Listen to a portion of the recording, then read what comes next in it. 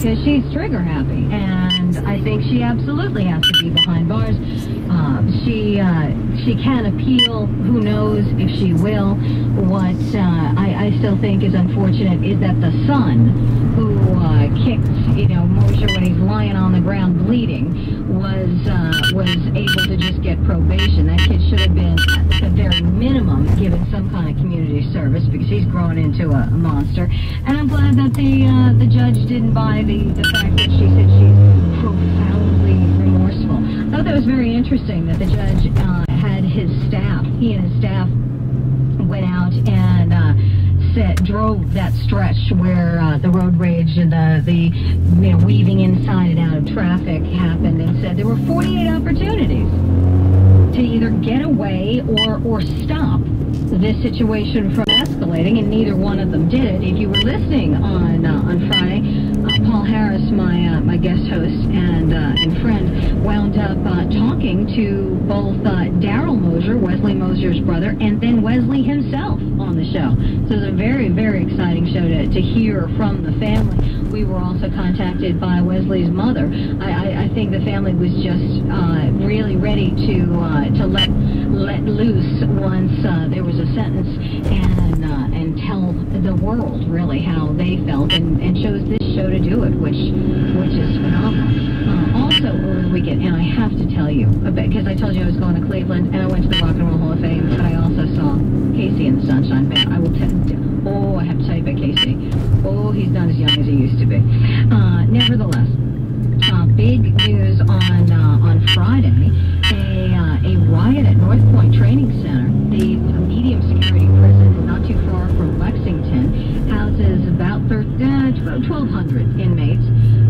There were 16 injured. They had to relocate 700. I think 5 or 6 buildings are gutted with fire. The inmates set numerous fires. And the first thing I wondered, where'd they get the matches? How'd they start the fire? They're allowed to have matches because they're allowed to smoke. I think this is ridiculous. They're absolutely ridiculous. That privilege, well, don't even start me on civil rights for those who are incarcerated. But that privilege should go out the window. It was a very, very scary situation. The fire started around 6:30.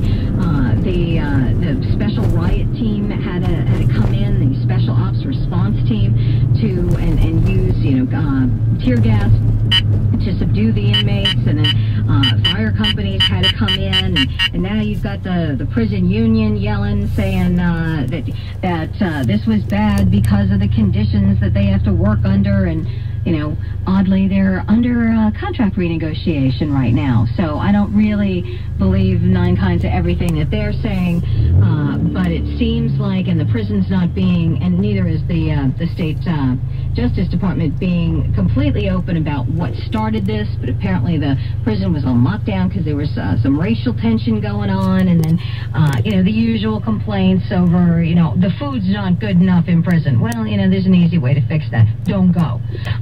Don't do whatever it takes to get you there. But I want to take you to Mercer County, because this was a significant uprising. I don't believe that the public at any time was in danger. However, there were a lot of erroneous reports to that end, and we'll take you there. And then also the fact that Cash for Clunkers is ending, and a lot of local dealerships already ended it because, once again, they're afraid that they're not going to get paid back.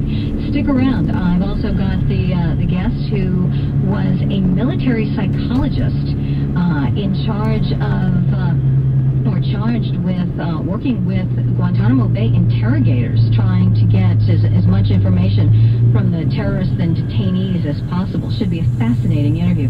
We'll be back in just a second. This is the Francine Show on 84 WHAS. This Kentucky Lottery Total Traffic Update is brought to you by Walmart. Skywatch 84 WHAS. We still have the accident 65 northbound at the Fern Valley Road exit. Also look for accidents 19th Street at Bank, 34th Street at Virginia, Bardstown Road at Cedar Creek, and Bardstown Road at the Watterson. And look for traffic lights malfunctioning Bardstown Road at Rockledge. And we do have a breakdown on 64 westbound just before the tunnels. Get the latest traffic with your phone, computer, or email at BillTraffic.com. This is Harley from the Total Traffic Center. Beat the summer heat with low Walmart prices on everyone's favorite brands of ice cream. 56 ounce ice cream for $2.50. 24 ounce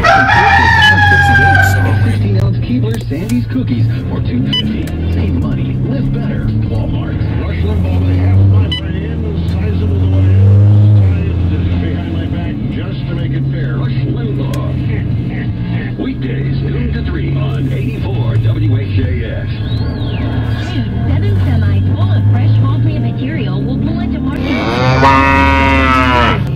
for the annual Frank Gotti Labor Day sale. The biggest sale of the year with savings up to 50%. This year it's bigger than ever with 11 days to save. Each day, more fresh trees, shrubs, boxwoods, perennials, ground cover, and other items will be delivered. When Frank Gotti quality at 50% off, stand by. Frank Gotti's 50% off Labor Day sale is almost here. Selection varies at all Frank Gotti's. Sale merchandise carries no warranty.